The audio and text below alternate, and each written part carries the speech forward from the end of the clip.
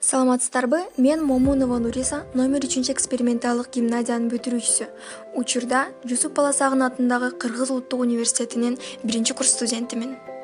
Бүгүнкү биздин презентациябыз Акыл эмгегинин маданияты китебинен. Китебибиздин автору биздин сүйүктүү агайыбыз, Кыргыз Республикасынын эмгек сиңирген мугалими сыйлыгынын ээси, 2013 жылдын мыкты мугалими номинациясынын лауреаты Гапыр Мадаминов агайыбыз.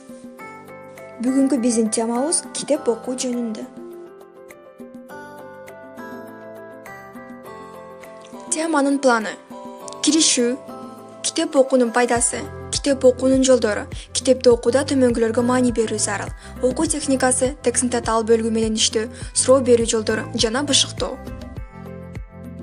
Киришүү. Бул темада биз китеп окуу жолдору аркылуу убакытты туура пайдаланып, кыска, негизги гана билимди алуу жолдорун карайбыз. Экинчи план: китеп окуунун пайдасы.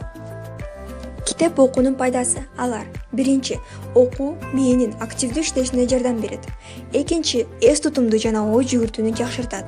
Сөз байлыгыбызды кеңейтет. Чет тилин тез өздөштүрүүгө жардам берет. Ошондой эле окуу мээ үчүн пайдалуу болуп, белгисиз жумушка же окууга бат көнүп кетүүгө жардам берет. Эми 3-чү планды карайлы: китеп окуу жолдору. Эң алгач өзүңдү даярдап, көңүлүңдү жай кылып окуу. Негизгисин бөлүп ал. Түшүнүксүз жерлерин кайра-кайра 5-7 жолу окуу. Анализ кыл. Суроо берип, жооп табуу окуу.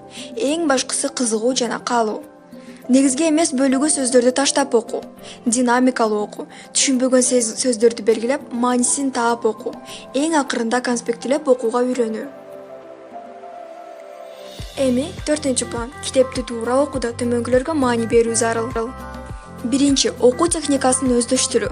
Өз ичине 14 пунктту камтыйт. Алар: логикалык басым кое билүү, пауза менен окуу, салмактуу басым менен окуу, татаал бөлүгүн айта билүү, анализ талдоо жүргүзүү, окуганыңдын мазмунун түшүнө билүү жана ой жүгүртө билүү, тексттеги негизги ойду таба билүү, эң акыркысы окуган текстти кайра айтып берүү.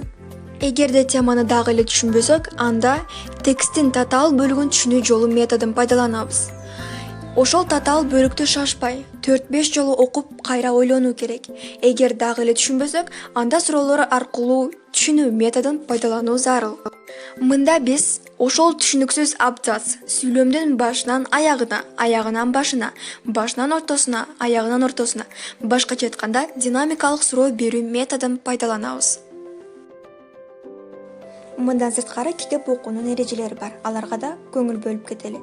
Китеп окуганда 30-40 см аралыктагы алыстыкта окуу керек. Жарык сол тараптан тийип турганы жакшы. Түшүнүксүз жерлерин кайра-кайра окуйбуз. Күн сайын маалымат жаңыланып турат. Ошон үчүн интернеттен жаңы маалыматты алуу өзүңүзгө пайдалуу. Китеп окуу адам баласына өз таасирин бербей калбаса керек. Себеби алар мээнин иштөөсүн жакшыртат, депрессия, стресстен айыктырат. Китеп окуу жашоого максат коюуга көмөктөшөт. Эс тутумду, ой жүгүртүүнү өстүрөт жана жакшыртат. Эң башкысы Альцгеймер оорусунун алдын алат. Бул оору эс тутумдун кескин жоголушуна алып келген коркунучтуу оорулардын бири. Мээде башка органдар сыяктуу эле мындай коркунучтуу оорулардан коргонууга муктаж. Андыктан бул абалдан же болбосо бул оорудан коргонуунун эң идеалдуу жолу китеп окуу. Демек, бышыктоо.